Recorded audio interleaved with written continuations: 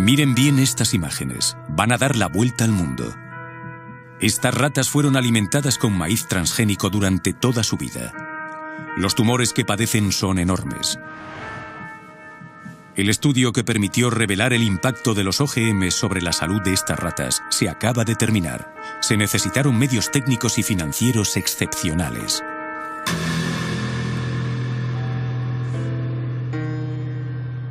Durante 2 años tuvimos la oportunidad de seguir todo su desarrollo. Después de años de dudas y polémicas, ¿por fin vamos a conocer la verdad sobre los OGMs? ¿No estaríamos aquí haciendo frente a un escándalo de salud pública que afecta al mundo entero?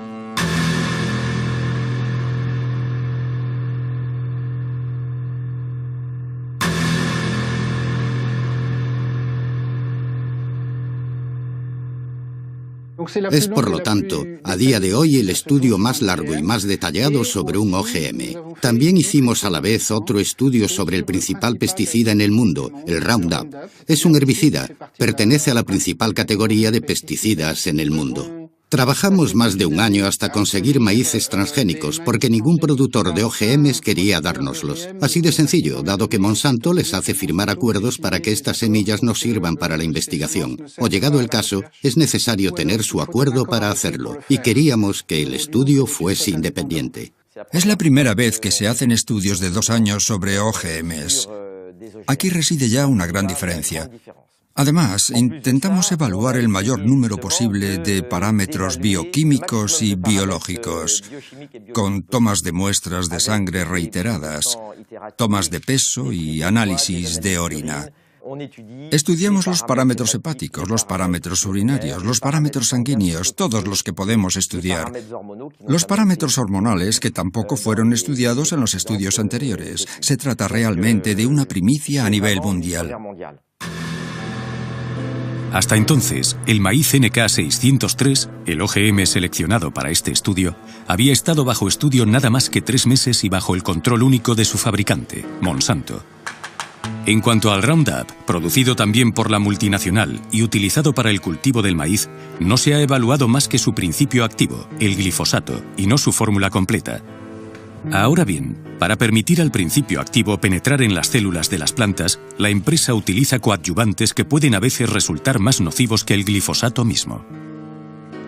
El objetivo es doble. Por una parte, llevar a cabo los estudios según las normas internacionales, pero no interpretándolos de la manera más laxa posible, como lo hacen algunas industrias, sino analizándolos de la forma más rigurosa. Y por otra parte, queremos averiguar si hay efectos secundarios. Solo se puede hacer alimentando a los animales con OGMs, examinando todos sus órganos y parámetros sanguíneos. Puede que fuera útil a estas alturas saber para qué sirven los OGMs.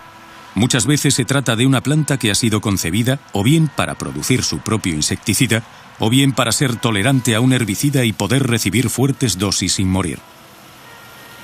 Entendemos naturalmente el interés para el agricultor. Podrá, por ejemplo, esparcir el Roundup en su campo. Desaparecerán todas las malas hierbas y solamente quedará el OGM cultivado. Entendemos mucho menos el interés para el consumidor, ya que corre el riesgo de comer un producto convertido en una auténtica esponja para pesticidas. De ahí la importancia de poder evaluar el OGM más los residuos que contiene y el pesticida solo. ¿Por qué no se llegó a someter a examen antes?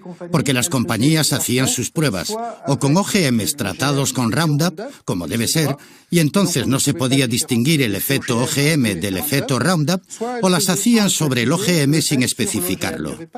No había realmente ningún estándar en este sentido. Lo que decidimos hacer fue, por fin, acabar con la duda. ¿Se debe al OGM o se debe al pesticida?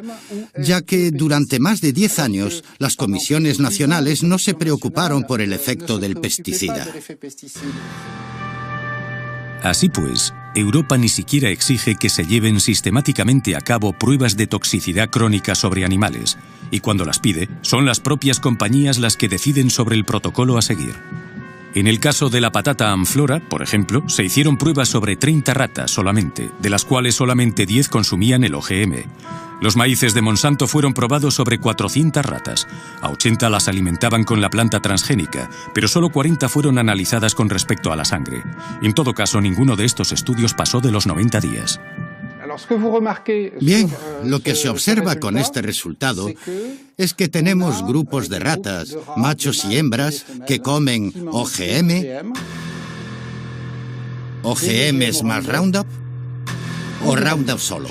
Cada vez que subimos un escalón es una rata que muere, y ya ven que el límite llega a 10, ya que tenemos 10 ratas por grupo. En la curva de puntos vemos las hembras del grupo normal, que comen una dieta normal y mueren. Vemos aquí que solamente mueren 2 animales de muerte espontánea y al cabo de unos 550 días.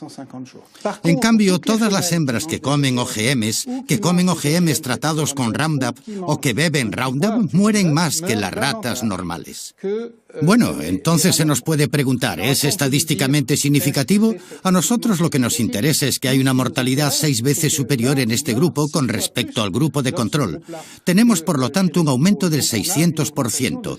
A este nivel ya no hacen falta estadísticas en biología o en medicina. Un punto importante que subrayar, sin embargo, para aclarar, es que todos los estudios hechos sobre ratas son estudios de 3 meses y como por arte de magia no vemos aparecer ningún trastorno antes de los 3 meses.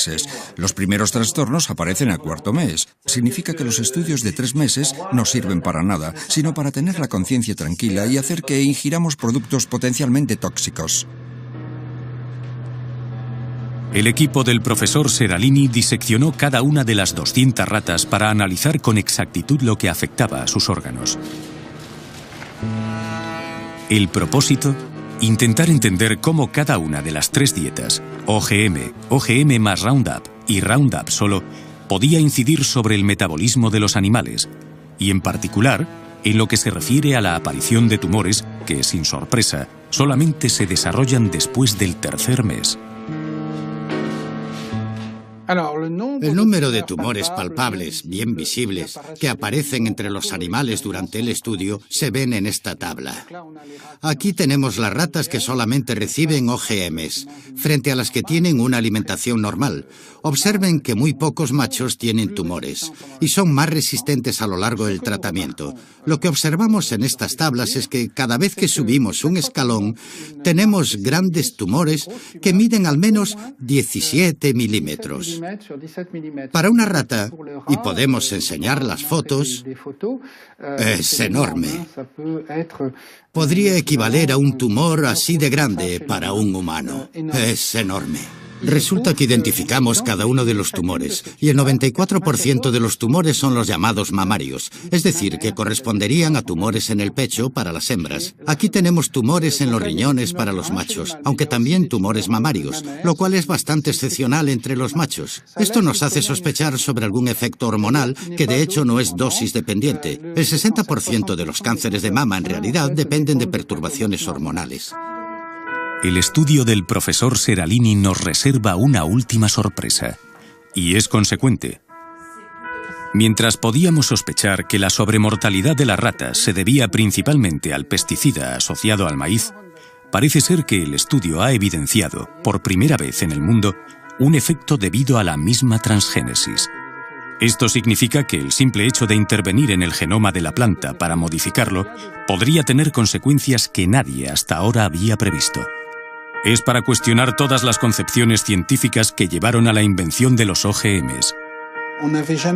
Nunca se había probado el Roundup solo, durante 2 años. Dicho esto, con el Roundup, nuestros estudios de células nos mostraban que las células de hígado, embrión, riñones, placenta, cordón umbilical, morían mucho más rápido. Por lo tanto, podemos decir, de manera general, que tenemos esta sobremortalidad con el OGM más Roundup. Esto significa que los OGMs mataban más rápido y más fuerte a las hembras e incluso a algunos machos que la dieta control. Aquí tenemos, por lo tanto, un efecto que se puede deber o al gen del OGM que se insertó mal en la planta y que llegó a perturbar el resto, o a un efecto metabólico secundario. Modificar un cereal o un maíz OGM en función de los genes insertados para transformarlo en OGM puede tener diferentes resultados.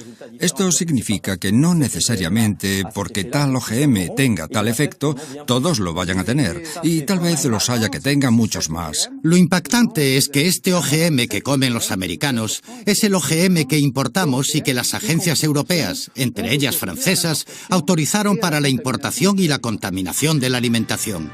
Hoy en día, solamente 2 OGMs, un maíz y una patata, se cultivan en algunos países europeos. Esto no quita que 27 millones de toneladas de soja transgénica entren cada año en los puertos europeos. Esta soja sirve para alimentar a nuestros animales de carnicería, pero entra también en la composición de numerosos productos alimentarios. Nosotros lo que queremos con este estudio es primero que haya una moratoria, porque es suficientemente grave como para decir, escuchen, no vamos a comer esto sin conocimiento. El problema es que importamos de todo o cultivamos de todo procedente de Estados Unidos. Y segundo, que se vuelvan a hacer otras investigaciones y que obliguemos a todos los productores de OGMs a rehacer este tipo de estudios antes de ejercer su actividad. Una moratoria suspendiendo el cultivo de OGMs ha sido adoptada en la mayoría de los países europeos. Considerando los resultados del estudio del profesor Seralini, ¿no sería hora quizá de extenderla a todos los OGMs agrícolas alimentarios? En ciencia, para establecer una verdad definitiva se necesitan equipos, tiempo y medios. Demasiado caro, demasiado largo, dirán algunos. Pero aceptando este precio, ¿no hubiéramos podido evitar los recientes escándalos sanitarios? ¿Van a provocar los OGMs un nuevo escenario catastrófico? Es obvio que es un riesgo que no podemos correr, y mientras esperamos evidencias científicas, es necesario utilizar aquel famoso principio de precaución del cual hablamos tanto, pero que tan pocas veces aplicamos.